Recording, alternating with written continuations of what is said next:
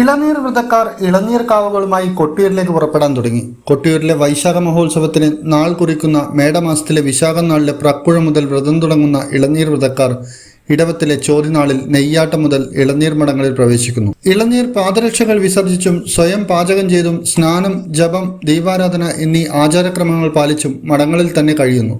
തങ്ങളുടെ ആത്മസമർപ്പണത്തിന്റെ ഇളനീരുകൾ ഭഗവാന്റെ സ്വയംഭൂവിൽ അഭിഷേകം ചെയ്യുക എന്നത് മാത്രമാണ് ലക്ഷ്യം.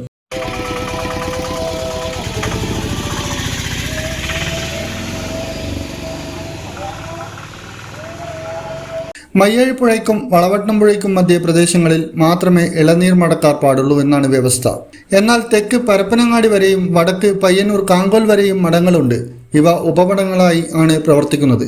വളവട്ടംപുഴയ്ക്ക് മധ്യേ 96 കഞ്ഞിപ്പുരകളാണുള്ളത്. ഇതിനു പുറമെ 140 ഉപമഠങ്ങളുമുണ്ട്. ഇളനീർ വ്രതക്കാരുടെ ഭക്ഷണ രീതിയിലും വ്യത്യസ്തതയുണ്ട്. കഞ്ഞിയും ഒപ്പം ചക്കയും ചെറുപയറും ചേർത്ത് പുഴുക്ക്.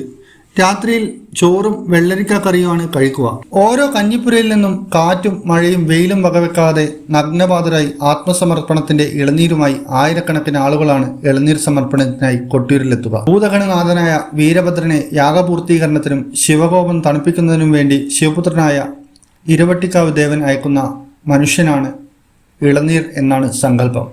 ചെറുകുന്ന് പള്ളിച്ചാൽപ്പടിയിൽ നിന്ന് ഇളനീർ സംഘം കൊട്ടിയൂരിലേക്ക് പുറപ്പെട്ടു. ഇളനീർ കാവുകളുമായി ചെറുകുന്ന് അന്നപൂർണേശ്വരി ക്ഷേത്രത്തിൽ തൊഴുതതിനു ശേഷമാണ് ഇവർ പുറപ്പെട്ടത്. മലബാറിലെ തീയ സമുദായക്കാർക്കാണ് കൊട്ടിയൂർ വൈശാഖ മഹോത്സവത്തിന് ഇളനീർ കൊണ്ടുവരാനുള്ള അവകാശം.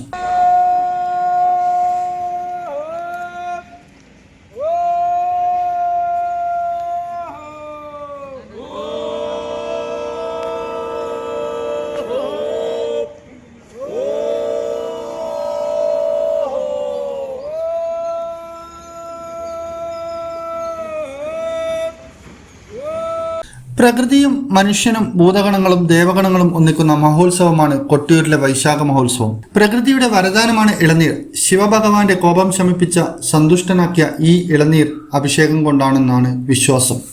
പ്രകൃതിയെ നെഞ്ചോട് ചേർത്ത് നടത്തുന്ന വൈശാഖ മഹോത്സവം അതുകൊണ്ട് തന്നെ സമാനതകളില്ലാത്ത ഉത്സവമായി മാറുന്നു. ഇന്നറിയാൻ ന്യൂസ് കേരള, കണ്ണൂർ.